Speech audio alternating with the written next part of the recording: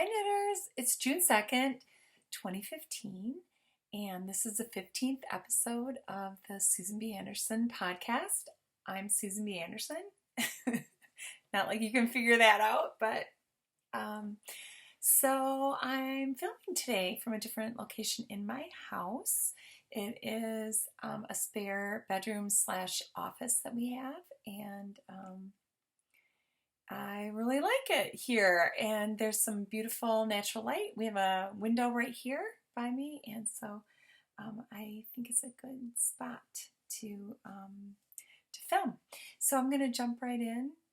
Today it's about 72 degrees in Madison, bright and sunny. I already went for a nice long run today, and then I'm going to go for a bike ride and a hike in a nearby nature conservancy later this afternoon. So it'll be a good outdoorsy day for me today. I don't know why my cheek. I feel like maybe I got a little sunburned or something. Cheeks are really, really red, but maybe on my run I got a little sunburn. So I'll have to make sure I watch that. I have some things to share with you, so I'm going to jump right in and let's talk about some knitting. So first of all, I finished the first sock here for the Arnie and Carlos Regia design line socks. It's just the purple one. I don't remember what the number is, or these do have color names, but I can't remember what it is. So last time I showed maybe. No, I didn't. I think I did mention it. Not last time, maybe 2 times ago. I mentioned how I like to take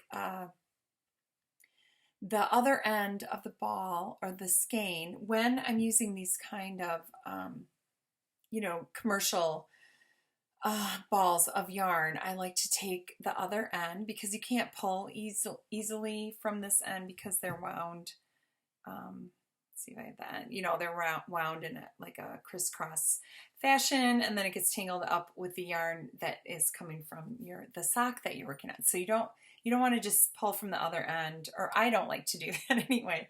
So what I do is I wind off, and I actually measured how many grams it takes for me to do heel flap and heel turn, and it takes 3 grams to do the heel flap and turn on a 64 stitch sock.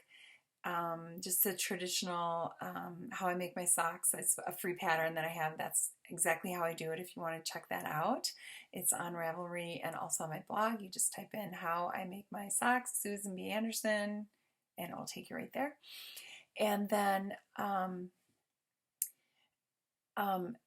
anyway, I'm going to tell you step by step how to do that. So here's what you do. You start up here on your cuff, and you're going to knit down however long you want your cuff. Now this works great for a self-striping sock yarn because, I should have brought an example, because what happens is if you just stop working on the front and then you knit the heel flap and turn, then you pick up and start working again in the round on the entire sock. What happens is down the front of the sock here, the stripe pattern gets all broken up and kind of rearranged. So you could have like a little tiny skinny blip of color. Your stripes could, some of these stripes would be, these stripes would have been back here on the heel flap instead of being continuation on the front. So in order to keep your striping pattern in the going smoothly along the front of your sock, I've started doing this, and I did not make up this idea. It's been talked about. I've seen it on a lot of different podcasts and different places. It's been given as a suggestion, and I just have been really enjoying doing that lately. So if I have a commercial ball of a skein of yarn, I will go ahead and wind off 6 grams, maybe 7, just to be safe. And then if you are working with a caked yarn, and you're pulling the yarn from the inside to work on your sock, you can easily just pull from the outside of that yarn cake, and it will work great then, because then you don't have a problem with it getting all tangled and being really awkward. So if I use a yarn cake, then I'll just pull from the end, from the outside, and do the heel flap and turn. So once I do the heel flap and turn, either with the other end or with a separate little ball that you're using, then I go ahead and cut the yarn down here. So I attach it here and I just work the heel flap, the new strand, do the heel turn, cut the yarn, then I go back to right where I left off, and I'll pick up the stitches and I'll get them all reorganized on the heel flap here, and then you just knit across the front that's already on the needles. It's just being held on your double pointed needle, and or your magic loop, whatever you want to do, and then you just carry right on. Now the stripes might be a little bit smaller because you do have more stitches here as you work your gusset down. Just, for this, whatever that might be, like 1.5 inches or something, your stripes might be a little touch smaller, maybe like a round smaller or something. Thinner, I'm meaning, like thinner this way, but it's so small that you really don't even notice it. And the other thing about that is that when you wear your socks, if the stripes are a little bit off, they actually scrunch a little bit right here, because that's where your foot bends, right at your ankle. So it really becomes pretty much impossible to tell. So there's that. So it takes 6 grams, but what you want to do is wind up maybe 6 or 7 grams, or 8 grams, or 10 grams if you're worried about it. This sock is, like I said, 64 stitches, standard sock, nothing special about it at all. Knit on a US 1 2.25 millimeter needle. So there's that little tip for you for your sock knitting. Now I have, here's my new favorite thing that I showed last time. I'm crazy over this thing. I'm probably gonna have to get a couple more but now she's probably all sold out in her shop. But I'd like to have a big stack of these because I like to have a lot of socks on the needles at the same time. I did start, I dropped my needle. I did start my second sock at, let's see, where was I? At a soccer game, and then I was at, just doing some driving around. I guess driving around in the car a little bit here. I wasn't driving, I was passenger. Yeah, I can't do that. I can't drive and knit at the same time. That's no good for anybody. So there's that. What do I have? A few inches done on that. So I've been doing a lot of sock knitting lately. I've been doing a lot of work stuff, so nothing too exciting, I guess is what I want to say. All right, so I just had a fun thing happen the other day I was going to share with you, and I received back, gosh, I feel like it was a couple of years ago that I did, I was in the Quince Co, what do they call it? Scarves, like Scarves 3 or Scarves 2.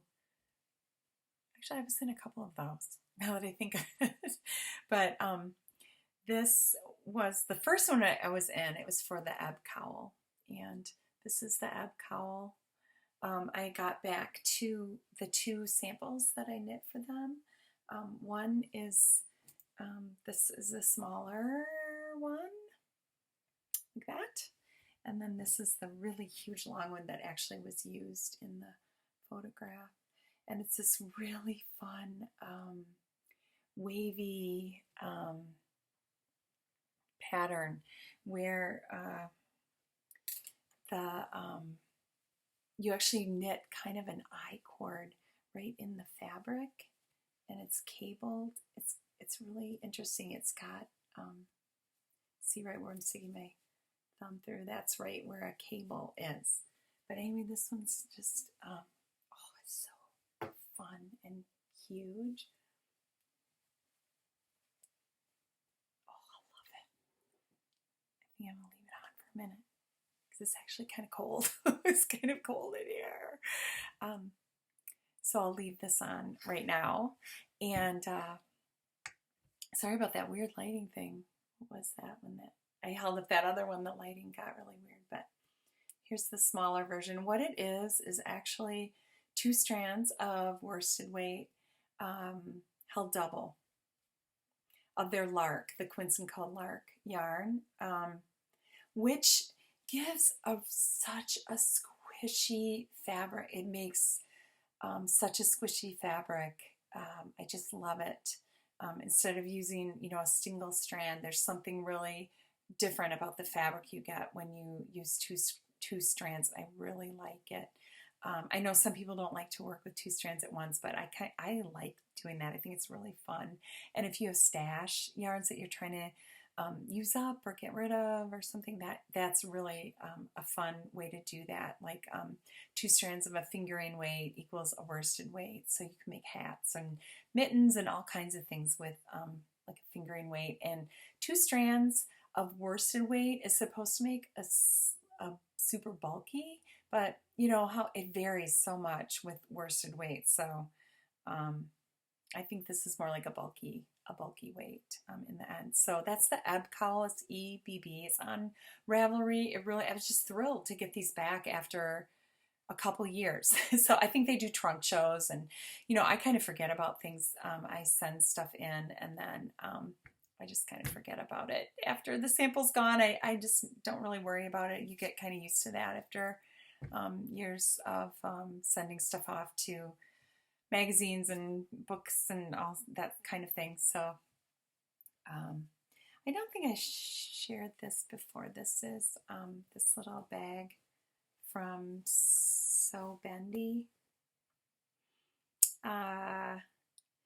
This was really the first bag company that I just fell in love with, and they do these very simple, there's a short loop and a long loop, and then you can carry it around. I tie this on, like my purse or my backpack and stuff, and I bring things along, but this is a cute little like fall woodland scene.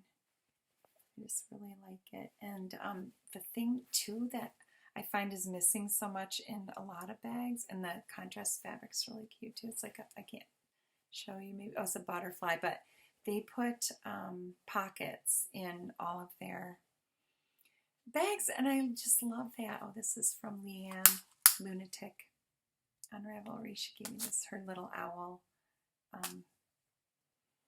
tape measure. Oh, here's the Regia tag. 3653 is that purple Regia.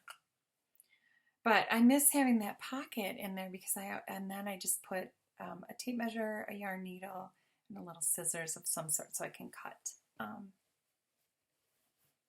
the sock yarn while I'm working. So anyway, all right, so So Bendy, that's on Etsy.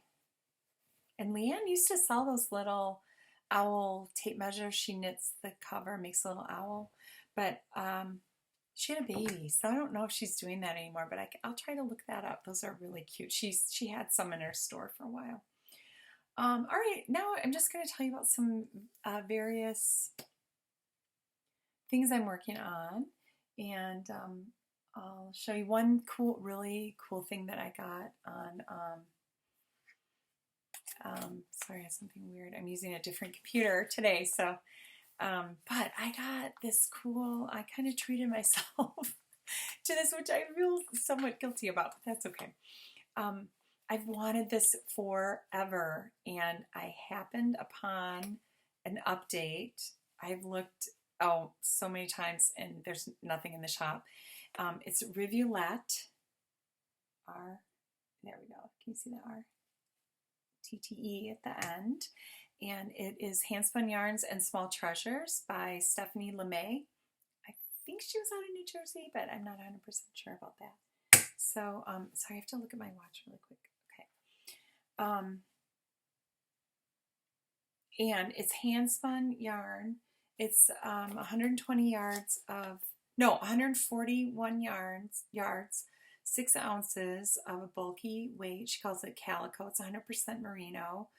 But can you see?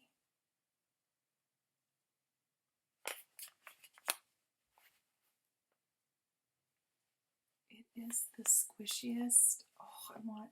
Oh, I want to spin like that. Smells good. Do you think I'd ever be able to spin like that? Oh, I'd love it if I could. So that's on Etsy, Reviewlette, and I'll put a link in, and maybe you can catch a quick update. She has other things too that are really, really beautiful. So that's a good thing if you can check that out. Now, yesterday, okay, so I had a bit of a stressful week last week, and I was working on the first pass of my book, and what that means is after you turn in your manuscript and photography is done, and things are all kinds of like illustrations or tutorials, all that stuff is falling into place, and the book designers and everybody gets together, your publisher, and they give you the actual pages from your book, and it's called the first pass, and that's the first time you kind of get to see what what they've been up to at your publisher with your work, like the layout and the photographs they've selected, and everything, all those little like boxes and the fonts they use, all that stuff. It's really exciting. But I had a tight editing schedule that I had to do. So I was just scouring pages and pages of my next book. And that's a lot. I don't know why that's hard work for me. It really is. And I have some other things too I've been working on, but yesterday I decided I'm just going to cast on a little something, just take a bit of a breather for a minute, because it has been so incredibly hectic. And so I decided to cast on, I'm blanking on the name of this. Ambrosia. It is Ambrosia. I was thinking that was wrong. I had that in my head. Gudrun Johnston's Knit With Me book that she did with Quince Co. It's just a lovely book. If you should really check this out. She has smaller sizes up through, women's sizes. And I am knitting the Ambrosia. I guess you can't really see too much on there other than some of the pattern information there. But what it is this beautiful Quince Co. puffin yarn. I don't know if it gets so incredibly dark when I hold something up, but it's knit from the top down. From the bottom up. So you start down here and you knit. I'm using US size 11 needles. I've finished the body here, and I've started the sleeves, so I'm going to show you those. I'm doing it in the beautiful Frank plum color. Oh, I forgot I was going to show you I bought this so long ago. Let me see when this was made in 2012, and I bought the yarn in 2012 for this. I'm just getting to it now. That's very sad. But I ordered some really cool toggles, 3 of them, to go with this sweater specifically, and they are really cool. They are like branches. They're little cut branches. I'll bring them next time. They're very rustic and natural looking, and love them. They're awesome. Okay, so let's look at what I have here.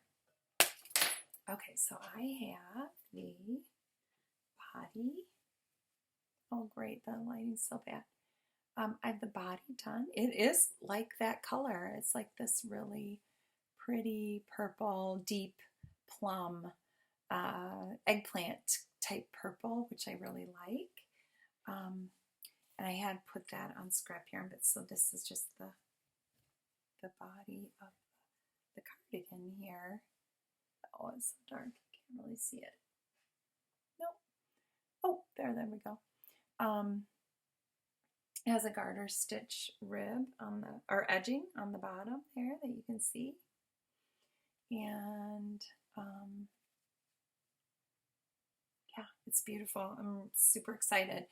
It's so funny. I had started it in just an incredibly small size, And I did that on that hero that I did too. Not incredibly small, but that's like the size smaller than it should have been.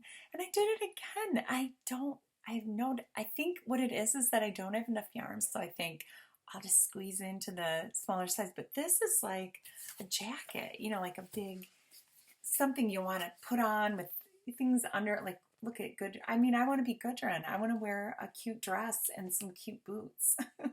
Rain boots in my Ambrosia sweater. I don't want to have it be, skin tight and, I'm just so into comfort. I just want to be comfortable. I don't want to wear a real fitted sweater. I never enjoy that. I like my knits to be cozy and warm and comfortable and not so fitted. I don't know. I don't know if it's an age thing or actually I think I've always been kind of like that. I don't think it matters. But anyway, so then I pulled it out and I went up a size. So I'm talking about this is probably why I did it. So the size range is from 27 to a 51-inch bust. There are, many, many sizes in there. I'll count. 1, 2, 3, 4, 6, 7, 8, 9, 10 sizes. 10 sizes. Gudrun. Hats off. That's wonderful. So this is such a great book. You should really check it out. So there is a 35 and a 37.5. Well, I normally make a 36. So I think that's probably why. And the one Gudrun is wearing, they said that's a 1-inch negative ease. Well, to me, this picture, that does not look like a 1-inch negative ease to me. That looks like it's big on her. It looks loose and comfy, but that's what it says. And then the daughter's one that's on the cover is with 2 1/4 positive ease. But I mean, you can't see that much in that picture. But anyway, so that's probably why it's flip-flopping. And in fact, I did not quite have enough skeins to do the 37.5. So I'm pretty sure that's why I picked the 35 to start with, because I was kind of trying to skimp on the yarn. So what I did is I ordered 2 more skeins of the Quince Co puffin in the Frank's Plum colorway. And so I should be getting those, anytime. But it takes 10 skeins, and I think I had 8. I think I might have had 8.5 because I think I used a little bit on something else. So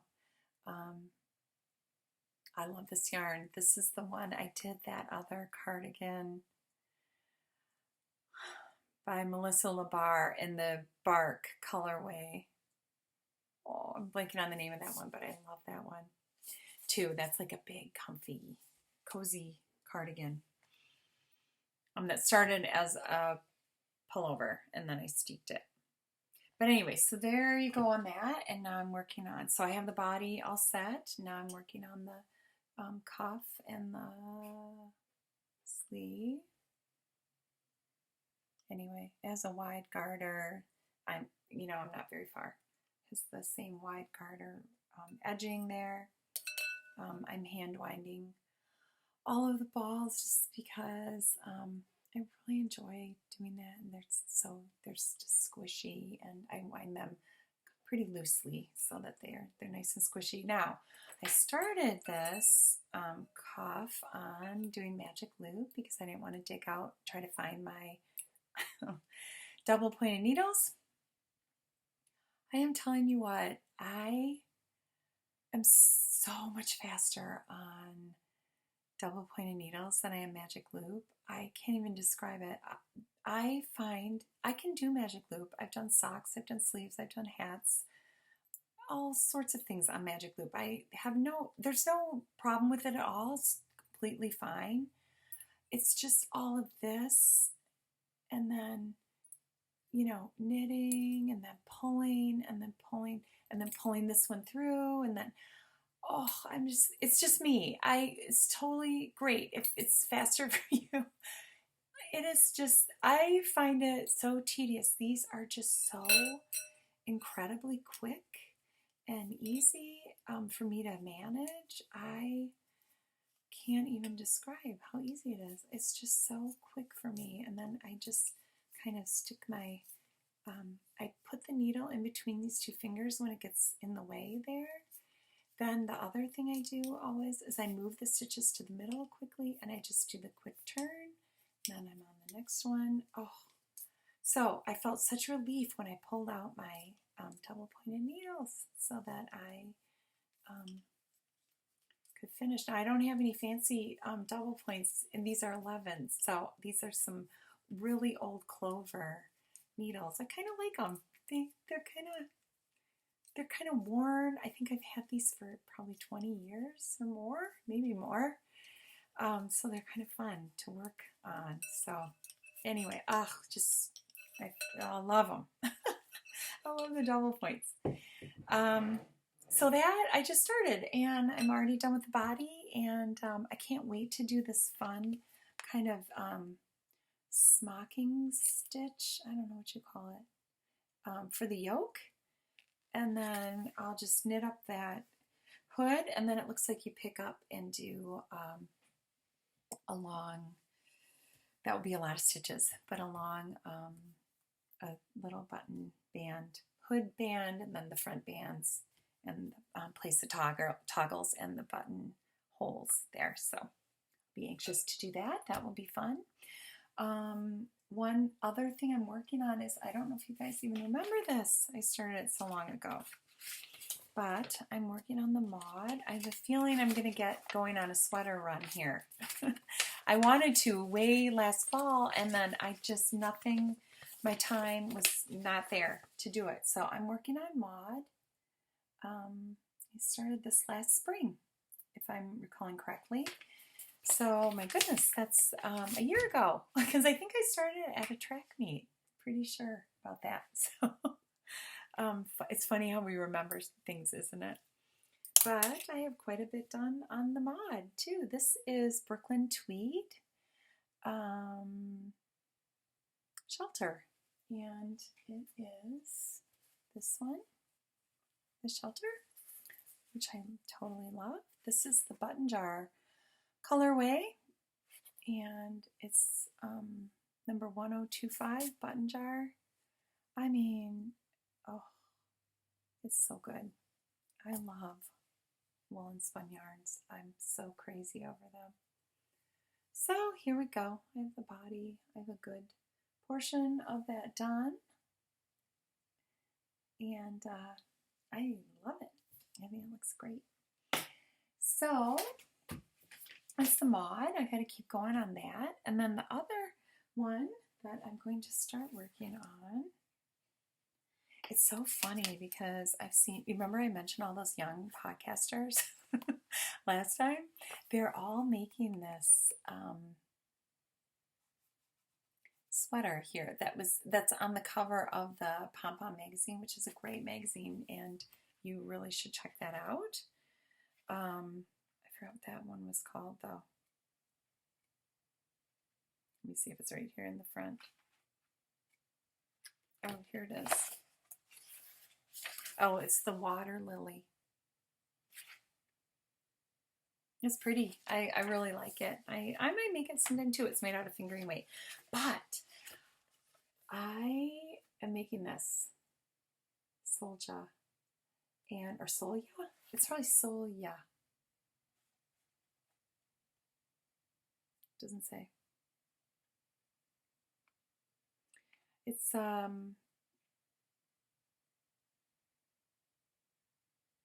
according to Anna Maltz is the designer. The vibrant, richly embroidered floral necklines of Guatemalan huipils and restrained knitted yokes of the 1960s Faroe cardigans meet with Nordic yarn from Faroe to make a quirkily sweet sweater incorporating easy eyelet lace and a stranded yoke. We've named it after the Faroese national flower, the marsh marigold, which is considered one of the first signs of spring. Oh my gosh, I like it even more.